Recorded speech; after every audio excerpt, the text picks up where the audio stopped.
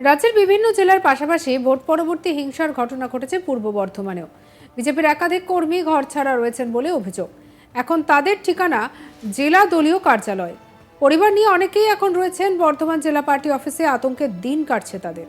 ছেলেমেয়ের পড়াশুনো, ব্যবসা সবকিছু এই মুহূর্তে এক প্রকার বন্ধ। লোকসভা নির্বাচনের পর শপথ গ্রহণ করেন প্রধানমন্ত্রী হয়েছেন আবারও নরেন্দ্র মোদী, কিন্তু বাংলায় তৃণমূলের জয় জয়কার। আর তাতেই ঘরছাড়া বিজেপি কর্মীরা। খাওয়া দাওয়া, আশ্রয় সবই এখন পার্টি অফিসে। আর এদিকে কতদিন এই অবস্থায় থাকতে হবে তাদের উত্তরটা জানা নেই। কারোর পরিবার রয়েছে, বয়স্ক বাবা মা রয়েছে, কারোর পরিবারে রয়েছে ক্যান্সার আক্রান্ত দিদি। তাদের ছেড়ে দূরে এসে থাকতে হচ্ছে বিজেপি কর্মীদের সঙ্গে। অনেকেই কেন্দ্রীয় বাহিনীর বাড়িতে ঢুকিয়েও দিয়ে এসেছে, কিন্তু আবারও তাদের ওপরে নতুন করে হামলা হওয়ায় বাড়ি ছেড়ে চলে আসতে হয়েছে তাদের, এমনটাই জানা যাচ্ছে।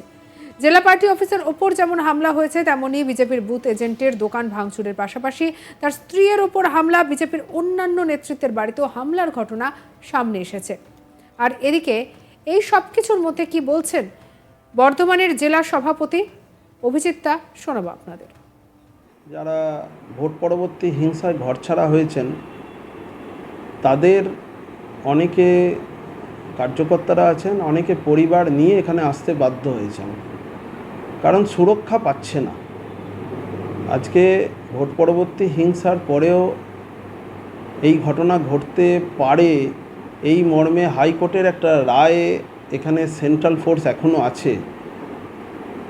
তো তারপরেও আমরা দেখছি যে সাধারণ কিছু ভোটার এবং সাধারণ কিছু মানুষ যারা আপনার যে বুথে ধরুন বিজেপি জিতেছে, তো সেখানেও অত্যাচার হয়েছে। সাধারণ ভোটার থেকে শুরু করে বিশেষ করে বেশ কিছু হিন্দু বুথ যেগুলো পুরোপুরি সেই জায়গাগুলোতে বিজেপি জিতে গেছে, বা যেখানে বিজেপির কার্যকর্তারা সেখানে হয়তো ফ্ল্যাগ ফেস্টুন লাগিয়েছিল, আমাদের এজেন্ট বসেছিল, সেই ধরনের পরিবারকে, বাচ্চাকে নিয়ে এখানে চলে আসতে হয়েছে। আমরা আর এদিকে ঘরছাড়া বিজেপি কর্মী কি বলছেন শুনবো। আমাদের ভোটের দিন থেকেই অত্যাচার শুরু করে দিয়েছে তৃণমূল পার্টিরা। সেই জন্য সেই দিন থেকেই আমরা এখানে। ভোট হয়ে যাওয়ার পর থেকেই? হ্যাঁ, ভোট মানে শেষ হয়েছে 6টায়, 6:30 থেকে আমাদের নাচে বসে আছে, মদ খাচ্ছে, ওই করছে। আমার স্বামী পোলিং এজেন্ট ছিল, আমার স্বামীকে ঘরে ঢুকতেই দেয়নি। 11টা পর্যন্ত বসে আছে। আমরাও ছাদে ছিলাম যে যদি আসে আমার স্বামী তাহলে দেখতে পাবো।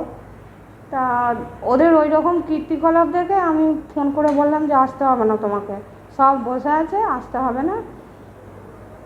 দিয়ে খিস্তি কত কি মার ধর করতে শুরু করে দিয়েছে, ঢিল ছুটছে। তোর স্বামী কোথায় আছে জানিস না তো? ওই বলছে বার করে দে। হ্যাঁ, তৃণমূল পার্টিরা। কাউন্টিংয়ের দিন বলছে না, যেদিনকে ভোট হলো সেদিন? হ্যাঁ, ভোটের দিন, যেদিনকে ভোট হলো 13 তারিখ থেকে। তাহলে আপনার সঙ্গে কে কে রয়েছে এখানে? আমাদের সপরিবারই রয়েছে, 2 মেয়ে, আমরা স্বামী স্ত্রী। মেয়েদের পড়াশোনা আছে তো? হ্যাঁ, মেয়েদের পড়াশোনা খুবই ক্ষতি হচ্ছে। মেয়ে তো মাধ্যমিক দিয়ে 11 ক্লাসে ভর্তি হয়েছে, কালকে গেছিলো রেজিস্ট্রেশনের জন্য, কালকে হয়নি, আবার অন্য ডেট দিয়েছে, 25 তারিখে হবে, আবার তো যেতে হবে। কিন্তু খুবই ক্ষতি হচ্ছে, মেয়েদের পড়াশোনার খুবই ক্ষতি হচ্ছে। থানায় জানিয়েছিলেন? হ্যাঁ, জানিয়েছিলাম। কি বলছে থানা? থানা বলছে যে আমরা পুলিশ প্রোটেকশন দিয়ে বাড়ি দিয়ে আসবো। কোন থানা ওটা? জামালপুর থানা। এখন কি পার্টি অফিসে আপনাদের সংসার নিয়ে বসবাস? হ্যাঁ হ্যাঁ। অসুবিধার মধ্যে রয়েছে? অসুবিধা থাকলেও সুবিধা মনে করেই থাকতে হচ্ছে, সব কিছুই তো অসুবিধা আছেই। পার্টির নেতৃত্ব কি বলছেন?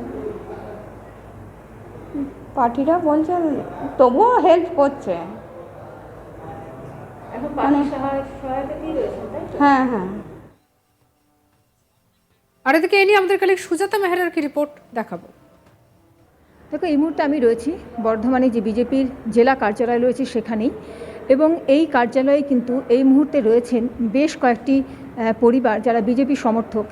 যেটা জানা যাচ্ছে যে ভোট পরবর্তী হিংসার শিকার তারা। অনেকে এমনটাও জানাচ্ছেন যে যেদিনকে ভোট দান শেষ হয়েছে সেই দিন থেকেই তার বাড়িতে হামলা হয়েছে, কেননা তার স্বামী এখানে বিজেপির বুথ এজেন্ট ছিলেন এবং সেই দিনে ভোট পর্ব শেষ হওয়ার পরেই কিন্তু তার বাড়িতে আক্রমণ চলে এবং তারপর তারা আতঙ্কিত হয়ে এই জেলা কার্যালয়ে এই মুহূর্তে দাঁড়িয়ে কিন্তু আশ্রয় নিয়েছেন। এমন বহু পরিবারই কিন্তু এই মুহূর্তে এই জেলা কার্যালয়ে রয়েছেন যারা বিজেপির সমর্থক এবং ভোট পরবর্তী হিংসার তারা শিকার হয়েছেন এবং এখানে তারা বসবাস করছেন। আমরা দেখেছিলাম যে ভোটের পরেই এই যে বিজেপি কার্যালয় রয়েছে এই কার্যালয়তেই কিন্তু হামলা হয়েছিল এবং তৃণমূল কংগ্রেসের বিজয় মিছিল থেকেই সেই হামলার ঘটনা ঘটেছিল। তার সিসিটিভি ফুটেজও আমরা কিন্তু তখন পেয়েছিলাম। তারপরে আমরা দেখেছিলাম যে বিজেপি কর্মী রয়েছে মিঠাপুকুরে, তার যে দোকান ছিল, তিনি বিজেপির বুথ এজেন্ট ছিলেন, তার দোকানেও কিন্তু হামলা হয়েছিল এবং তার যিনি স্ত্রী ছিলেন তাকে মারধর করা হয়েছিল, শ্লীলতাহানির মতো অভিযোগও উঠেছিল। তো এইরকমই বিভিন্নভাবে এই মুহূর্তে ভোট পরবর্তী হিংসার শিকার হয়ে কিন্তু এই যে বিজেপি কার্যালয় রয়েছে এই কার্যালয়ে কিন্তু আশ্রয় নিয়েছেন বিজেপির বহু কর্মী এবং সমর্থক। তারা নিজেদের পরিবারকে নিয়ে, স্ত্রী, কন্যা এবং সন্তান এদেরকে নিয়ে কিন্তু এখানে বসবাস করছেন। অনেক পড়ুয়াও রয়েছে তার মধ্যে, যাদের পড়াশোনার কিন্তু ক্ষতি হচ্ছে। অনেক বিজেপি কর্মী রয়েছেন যাদের ব্যবসা বা চাকরি এই মুহূর্তে বন্ধ রয়েছে, ফলে তাদের একটা উপার্জনের যে পথ সেটাও কিন্তু এই মুহূর্তে রয়েছে বন্ধ। অসহায়ভাবে তারা আশ্রয় নিয়েছেন এই বিজেপি কার্যালয়। এই মুহূর্তে বহু পরিবার রয়েছেন, কিছু পরিবার ফিরে গেছিলেন যেটা জেলা সভাপতি জানাচ্ছেন, কিন্তু তারপরে তারা আবারও এখানে ফিরে আসতে বাধ্য হয়েছেন, কেননা তাদের ওপরে হুমকি এবং আক্রমণ কিন্তু আবারও হয়েছে। পুলিশ এই বিষয়ে কিন্তু যেটা জানাচ্ছে যে তারা সেভাবে ভূমিকা নিচ্ছেন না, কেননা জেলা যিনি সভাপতি রয়েছেন তিনি জানাচ্ছেন যে তারাও কিন্তু এই মুহূর্তে অসহায়, পুলিশ রয়েছে অসহায়ভাবে, এমনটাই কিন্তু জানাচ্ছেন বিজেপির সভাপতি। যে হামলা হয়েছিল বিজেপির কার্যালয়ে, তারপর এখানে সেন্ট্রাল ফোর্স মজুত করা হয়েছে। তারা এখন এখানে যারা নিরাপত্তার দায়িত্বে রয়েছেন সেন্ট্রাল ফোর্স বিজেপি কার্যালয়ে। তবে কবে বাড়ি ফিরতে পারবেন এইসব বিজেপি কর্মী সমর্থকেরা সেটা কিন্তু এখনও নিশ্চয়তা কিছু নেই।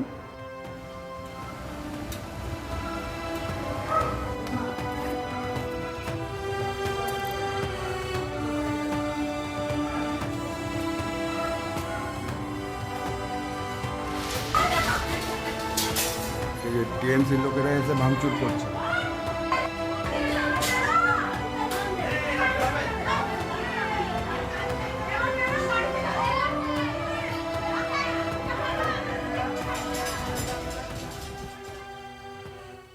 সঙ্গে রাখুন আজ তাক বাংলাকে, সাবস্ক্রাইব করতে ভুলবেন না।